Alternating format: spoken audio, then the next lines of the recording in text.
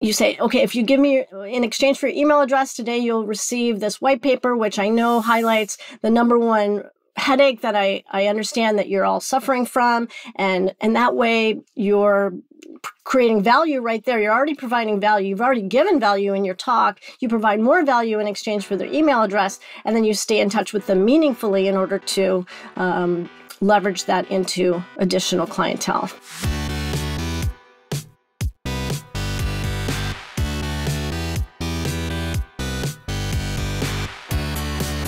You're listening to The Successful Bookkeeper with your host, Michael Palmer. Listen each week as inspiring guests share their secrets of success to help you increase your confidence, work smarter, and build a business you love. This episode of The Successful Bookkeeper is brought to you by PureBookkeeping.com, the proven system to grow your bookkeeping business.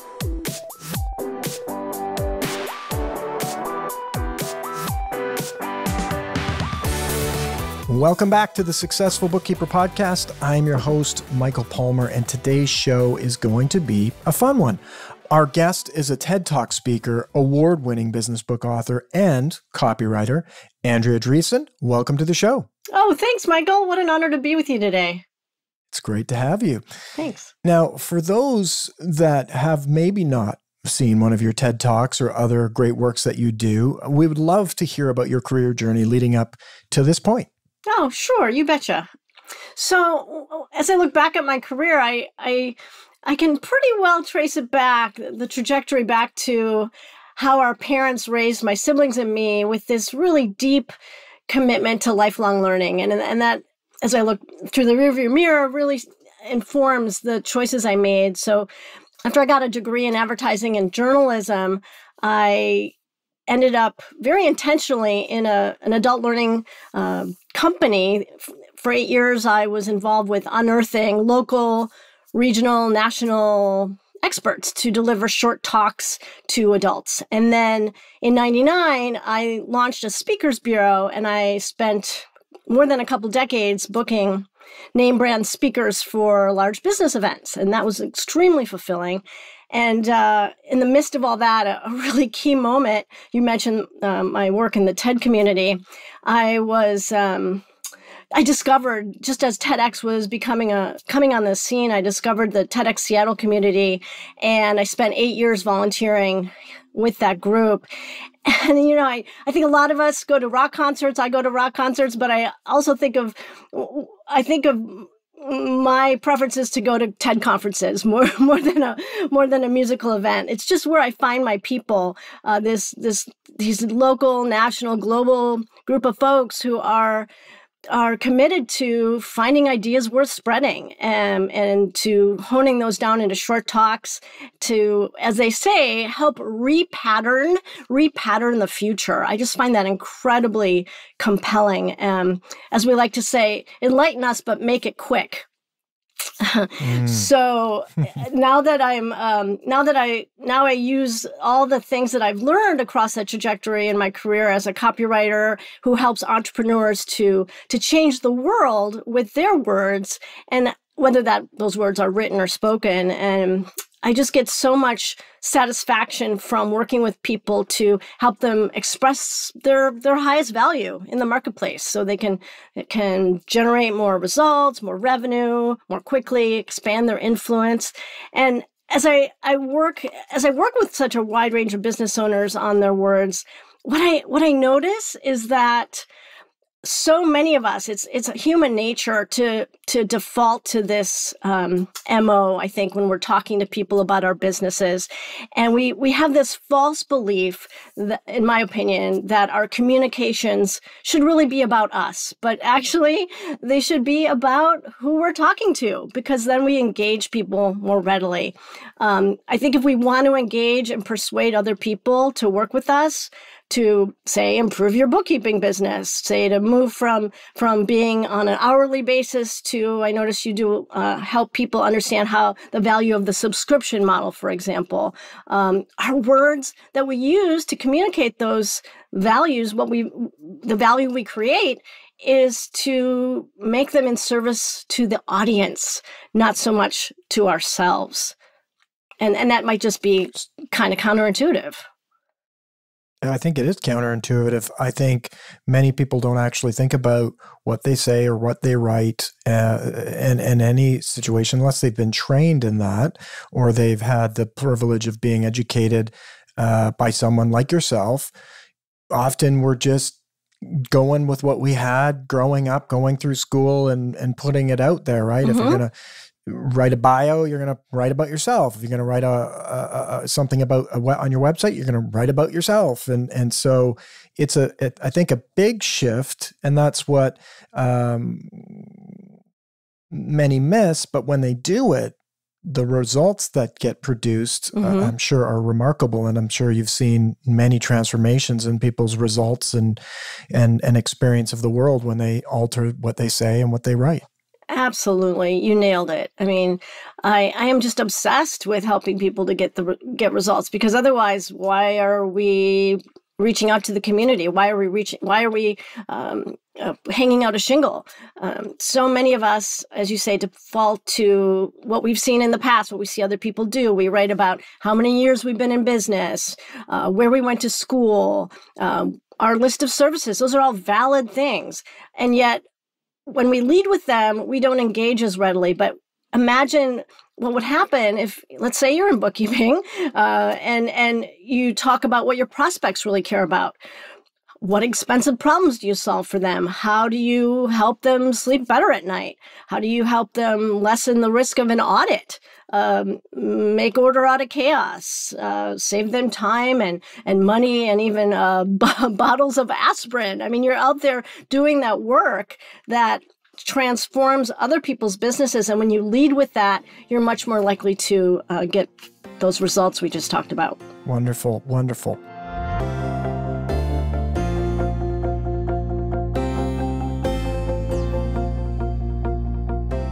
Well, I also like to ask, you told us your career journey, which remarkable and must have been very interesting, working with probably some of today's best thought leaders on the planet in booking speaking, and then as well being involved in TED.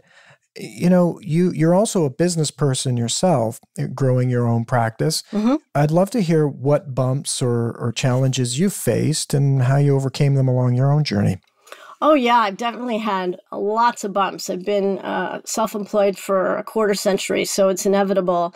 But at the same time, I know I'm here on earth to help people, to help elevate others, move them forward, and help them unlock and share their gifts with broader audiences. And again, whether that's a written word or the spoken word. And I look back on this last quarter century, and I have weathered a lot of recessions and difficult periods with less work. The speaker bureau model became less viable over time, and I knew I had to shift gears. And I felt that because writing has always been a core skill, it informed and was a part of every career chapter I've had, that moving into that was a natural shift. And in order to do that, I really relied on my network, like I'm sure any bookkeeper does, to grow what they do. I have a business development consultant. I really know too, I know myself well enough that I do my best work when I'm a solopreneur as opposed to being on a team. So all those things helped inform my ability to navigate the roller coaster that always goes along with being self-employed. Amazing and great to hear and great to have you. Now, you are a TED Talk speaker, and yet it sounds like from your experiences, you were more the person that was working with the talent along the way, getting them booked, doing these different things, writing and all that good stuff. But yet you ended up being the speaker as well. Tell us a little bit about that transition. Yeah, if you would have asked me, I don't know, 5-6 years ago, would I have seen myself on the TEDx or TED stage, I would have said, you're nuts. I did not aspire to being on stage, and I wasn't comfortable on stage. The skills needed to book a speaker are very different from the skills to be a speaker. So I knew what I would involve, and I wasn't game for it. But then I I like to think that the idea of my talk, which by the way is grace notes, or what I call grace notes, or what you could call eulogies for the living. I believe that eulogies should not just be for dead people, and that talk has gone viral, which every time I think about it blows my mind. Thousands of people a day still watch it. In any case, I didn't aspire to being on stage, but the talk idea sort of found me, and I couldn't not get it out into the world. And having been on the TEDx Seattle team for so long, I knew that the best talks were those where the speaker, and this is a bit counterintuitive as well. People don't necessarily know this, but they feel it. And that's why we watch TED Talks so obsessively, is that the speakers are asked to think about it as giving a gift to the audience. That perspective of giving something to them, helping them to see your idea and plant it in their minds as something they want to be inspired by, helps us to embody that message and deliver it from our soul, as opposed to just from our head or just making it about us. We make it about the audience. And I worked on to get there, to get to the point where I was giving that gift. I went through dozens of drafts. And then I pitched what was basically a group of my peers at TEDx Seattle with my idea. I asked them, hey, evaluate me on my merits. And they did. And they rejected me multiple times. So over the years, I continued to hone the message. And eventually in 2019, the stars aligned and I was chosen.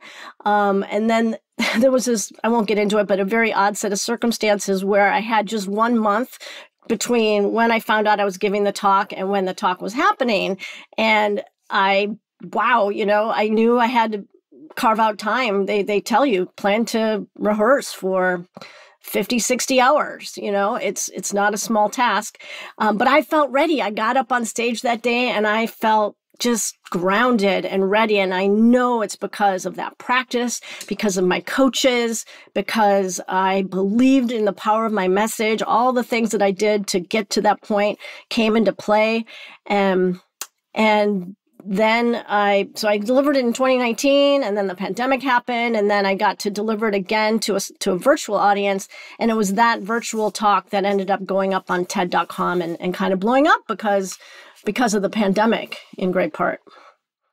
Wow, what a story. And, that's the backstory of the videos that we see, and many probably don't think that much about it, but the work that goes in just to produce something very short, sweet, this wonderful gift, a lot of work, a lot of blood, sweat, tears, and having to come out of your own comfort zone to do it. So congratulations on that, and thank you for the gift. You're welcome. Well, as they say, that expression, I would have written a shorter letter, but I didn't have the time. It is the mandate of TED to keep it short, and it's much harder to do that. But when we do find a way to be succinct with our communication, more people will pay attention. It's a great point. And I think it speaks into our own audience, which are running bookkeeping businesses. And I'm curious to hear what you would think that they would be able to use, or how our listener would be able to elevate their business with public speaking or writing. I mean, it all starts with writing. You said yourself. I'm sure there's many speakers that are great at speaking and that could just stand up and speak. But I would imagine the pros, the people who really, it starts on paper or at some point has to get to paper, and there's a big piece of writing and understanding and moving around bits and bobs. But how do you see speaking benefiting, or how they could use it to elevate their business? Yeah, I think any one of us as entrepreneurs, if we do our homework, can elevate the spoken word as a means to generate more work. And I do want to give a shout out, by the way, speaking directly to everyone on this podcast as bookkeepers, because I'm so grateful for all the work bookkeepers and accountants do, because let's just say I am so much better with words than I am with numbers. So I've relied upon you all for decades to keep my business running smoothly. So thank you for all the work you do. I think that when bookkeepers rely on, for me, when bookkeepers I rely on make sense of the numbers for me and are clear with their communication, I'm going to refer more people to them. I feel more trust. I feel like I understand what the work they're doing. And so whether, and I'm going to just define speaking broadly here for this audience, because I'm sure there's all sorts of different size bookkeeping practices who listen to this podcast. So you could be talking one-on-one with a client. That's a speaking opportunity. You could be speaking to a group at PTA for whom maybe you help with their books. Maybe you're doing a webinar for a group of people about your business, or maybe it's higher stakes. You're at a conference and you're delivering something in front of folks live. And so any one of those is an opportunity to shine, and it's also an opportunity to bore people. So let's talk about ways that we can engage folks in a way that helps to grow your business, because that's where the opportunity lies, certainly. And if you're going to do the prep work, you might as well, do the right prep work. So number one, I think it's vital that even if it seems like a lower stakes opportunity, it's critical that we do our homework. What are the audience's pain points? How can you, as the presenter, as a bookkeeper presenter, position yourself as the undeniable solution to those pain points? How can you make your content about what the audience needs and less about yourself? So that would be the first tip I would offer.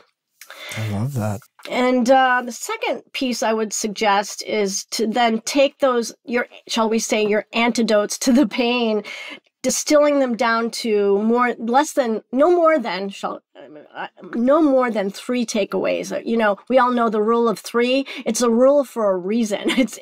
Our brain can get our head around those 3 things. And so many times when a subject matter expert gets up to speak to a group, and again, I'm defining group in a variety of ways, we have a tendency to data dump. We think it's better if we tell someone all the things we know about a topic, and that's a turnoff at best, but also a deal killer at worst. So I would suggest honing what you want to say down to 3 main points, and then third, creating a compelling offer to include at the end of a presentation so that your participants get a really good reason to give you their email address, for example, as a way that you can stay in front of them and provide meaningful value over time in an effort. I presume any one of us on this call would be leveraging the opportunity to speak into growing your clientele. Would that be generally true, Michael?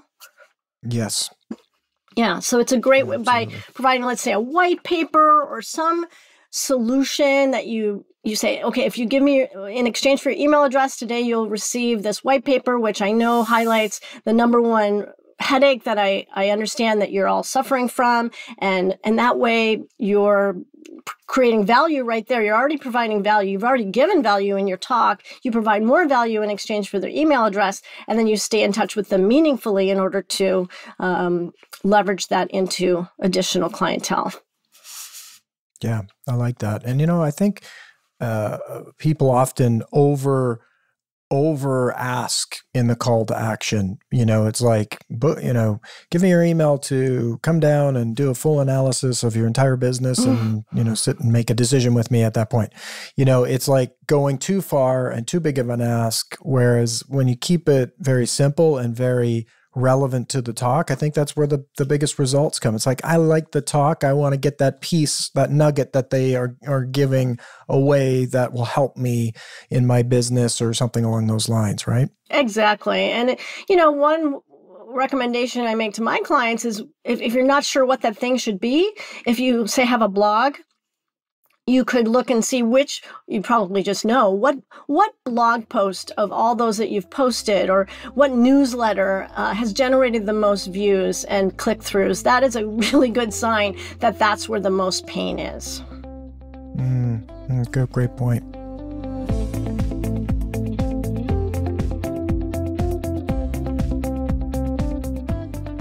there's lots there that you've unpacked here, which I think are great. And we're, just talking about the call to action.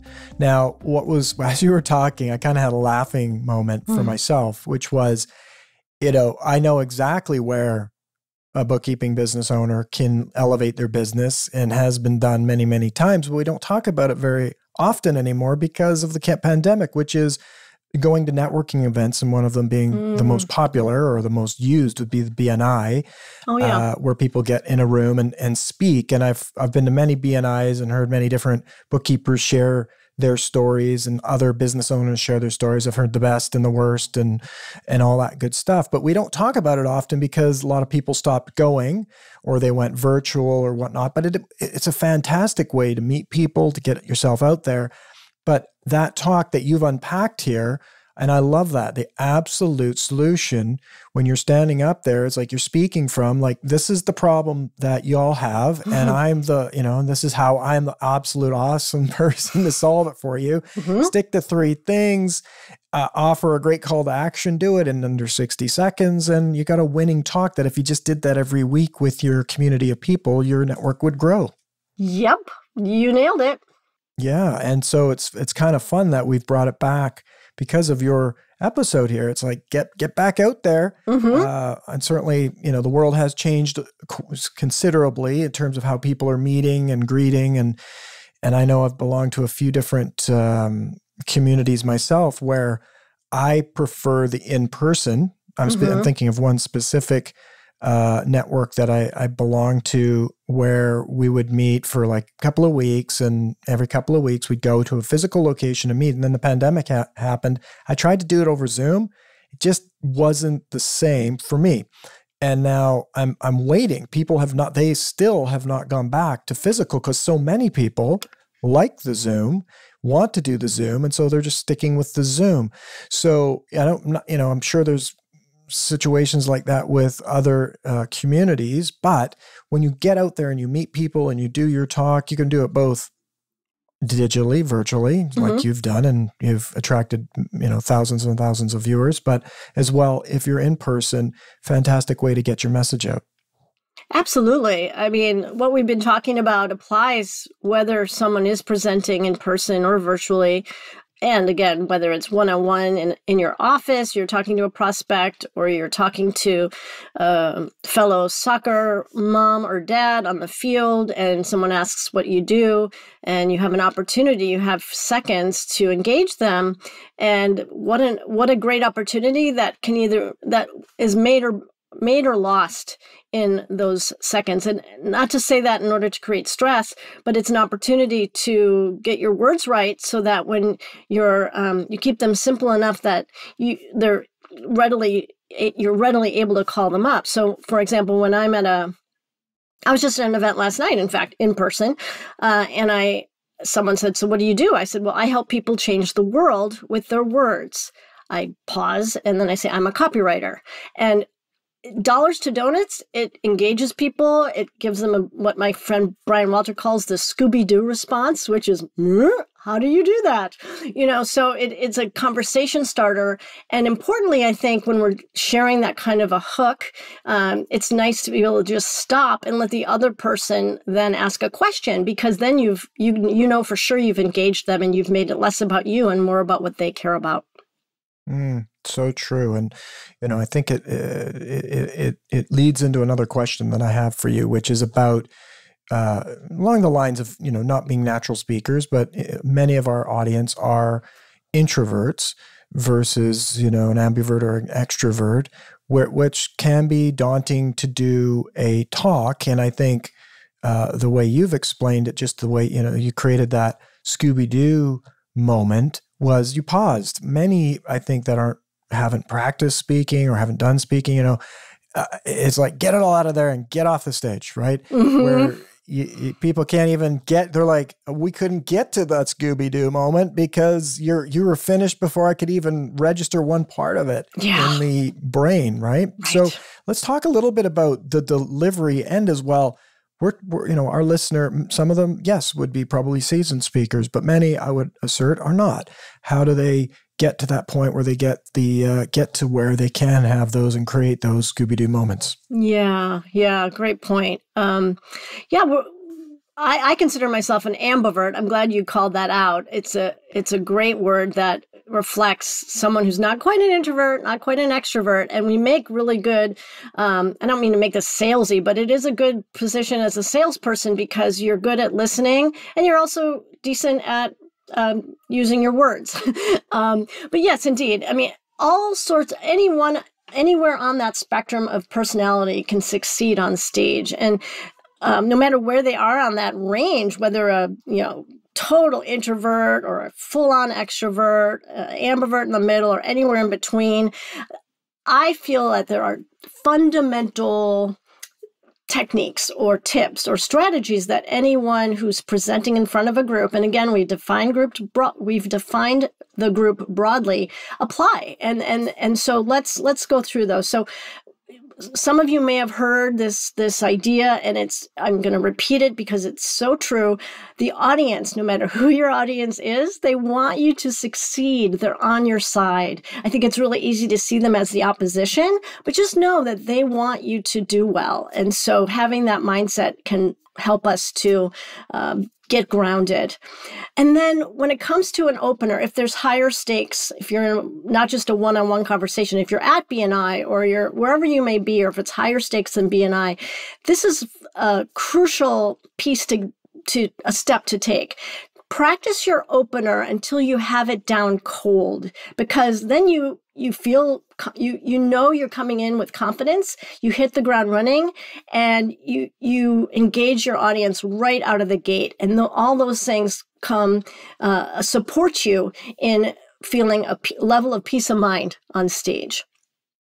When I did my TED Talk, I practiced the heck out of that opener. I was ready for it because I purposefully, and you can do this too, even if you're talking about bookkeeping, bake in a laugh, get people laughing. When we laugh, we open our minds. I mean, we just don't laugh with our arms crossed. So think of something that you could say. You don't have to be a comedian, but something that might lighten it a little bit. And then people are on your side even more.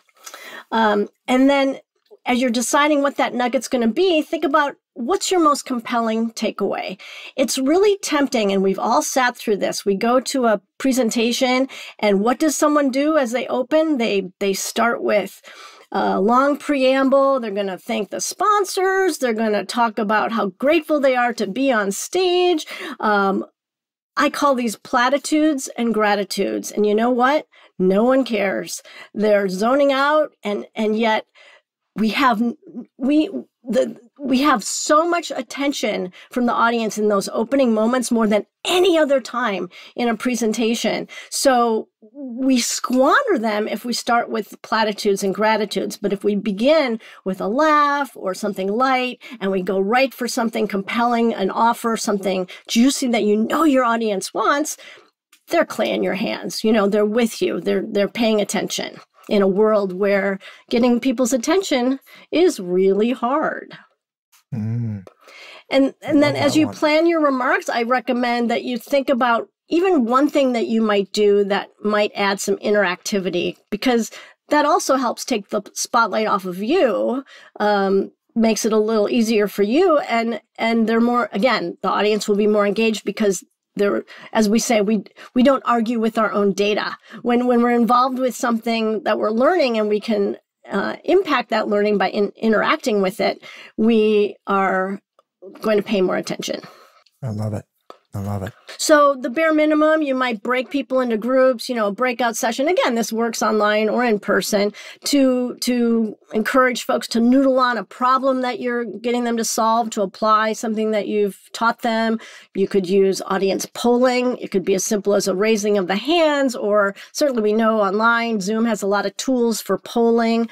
You could even include a contest. Who knows the answer to this question? And in exchange, if you get the right answer, you get a book or something like that, just to break it up so you're not, as the speaker, the sole focus. Yeah, bring it back to the audience and involve them. Yes, exactly. a couple final thoughts on the tip side. If your talk, if you feel as if the talk you're about to give is really high stakes, let's say you are presenting a breakout session at a conference or you are the keynote speaker somewhere, getting a coach is so important. I mean, I would never have been able to pull off what I pulled off without a coach. And they'll be there to give you recommendations and what we call platform skills and work on your word choice and your the way in which you stand on stage. And then speaking of that, I mentioned I practice 40 or 50 hours for my talk. Now, not everyone has to do that, but practicing and repeatedly practicing, if again, it's high stakes, is critical. And finally, I would say to video record you and then watch the video. Now, I get it. I've never met a single person who says, oh, I love to present to my camera and then watch the video recording again and again so I get better at it. No human being has ever said this in the history. Sadly, I know someone. But... Oh, you do? Okay. I do. They are an outlier. We won't go there. I know. Okay, I do know of one as well. I know of one, but she's upper echelon, and wow, yeah, that's interesting. But yeah, most mortals don't enjoy watching themselves on video. Keyword mortals. Yes. Oh yeah, it's painful, but you know what? It's worth it because we can see for ourselves how it's going, and we can suck it up and then do better. Beautiful, beautiful.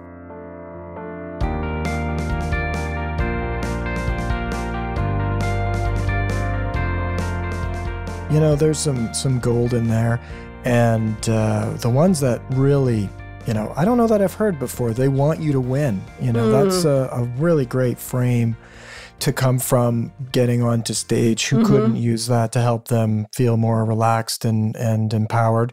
And then, you know, that intention, using that attention, and that would be the natural thing that people would want to do, is go up and use the platitudes and waste a bunch of time. I mean, I've done it in the past for sure, blown a bunch of that great attention.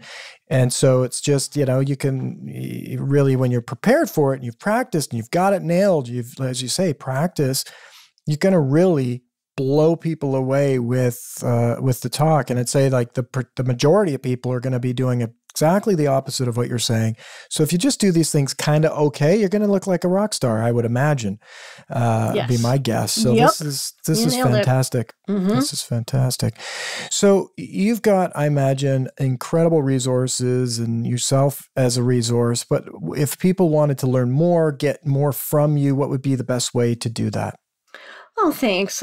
First of all, I would like to offer two resources from the professional speaking world. The first is, and I'm sure most folks have heard of this, Toastmasters is if you really want to work on, as I say, platform skills, your presentation skills, Toastmasters, there's chapters all over the world. It can be a great place to become more comfortable on stage, to hone your skills, to meet other people who are working on it. It's a vital community. Toastmasters.org is the URL. And then the other for the business side of speaking, not that you wouldn't work on your presentation skills here within this organization, but they're primarily the business side of speaking, the National Speakers Association in the United States, NSA, the other NSA, the NSA Speaker, singular.org, nsaspeaker.org is, again, they have chapters as well. They're not as huge as Toastmasters, but they're another fine resource. And lastly, my website is myname.com, AndreaDriessen.com, and I'm active on LinkedIn about once a week, not so much in the summer.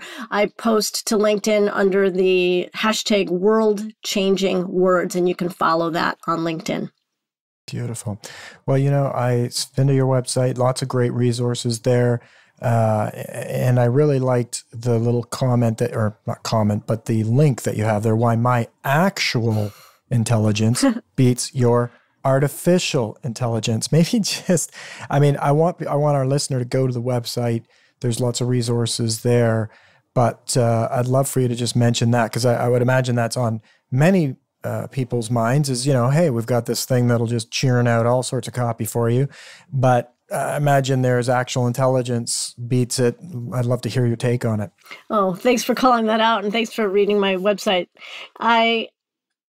in the wake of ChatGPT and all the talk of this, I was being asked so often lately by people who don't know me that well, oh, are you afraid of ChatGPT taking over your career? And I thought, well, it wasn't until you brought that up.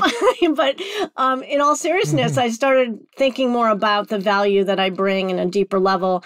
And one reason my actual intelligence beats artificial intelligence is that any one of us, we're all humans in business, and we're doing business with humans. And when a non-human writes communications about our work, it doesn't sound human. So if you really want to engage fellow human beings in what you do, my core belief is you have to speak like a human. You have to speak conversationally. So my deep work with clients gets at that conversation in a way that helps people respond to say, yes, I want more of that.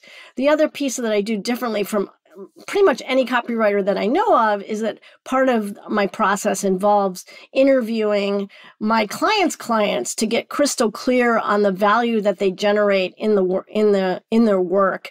And those client interviews inform the quality of the copywriting that I do and give me details that no ChatGPT, no bot is going to ever be able to surface. So that's another way in which my actual intelligence beats artificial intelligence.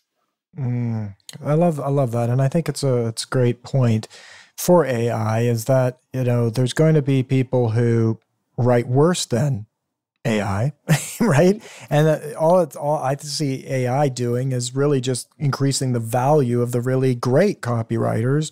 Because if you want really great copy, you likely need to go to a great copywriter, and it's not going to be ChatGPT, that's for sure. And especially kind of like the analytics and bringing together other thoughts like interviews with different people and those sorts of things. So, but I love the way you wrote about it on your website, and I love the little picture that you have of the computer arm as your arm and stuff like that. So very cute, and also very relevant for today, and lots of questions that our audience have about AI and where it's going, and will it wipe out a bookkeeper's job? And probably the same 5 reasons you post is probably the 5 reasons that a bookkeeper should write on their website as to why AI isn't removing them completely. Pieces for sure. And I'm sure even yourself probably use AI for parts of your life and doing different things and doing some of the heavy lifting or help. It's a tool that can help a human. Yes, absolutely. Yeah, it does augment occasionally what I do as a copywriter. And I know of other copywriters who use ChatGPT to get clear on certain elements of research. But as for doing a positioning statement, a value proposition, not so much. So interesting. Lots to think about. Andrea, this has been fantastic. I have gotten so much out of it, and I want to thank you for your generosity on coming on the show, sharing your wisdom and your experiences with our listener. Oh gosh, Michael, it was a great conversation. I really enjoyed talking to you. Thank you. Oh, the pleasure is all ours. And with that, we wrap another episode of the Successful Bookkeeper podcast. To learn more about today's wonderful guest and to get access to all sorts of valuable free business building resources, you can go to thesuccessfulbookkeeper.com. Until next time, goodbye.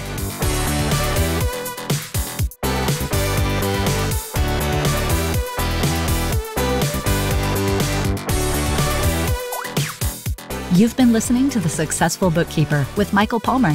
For more information and to download the resources mentioned in this episode, please visit us at thesuccessfulbookkeeper.com. Thank you for listening.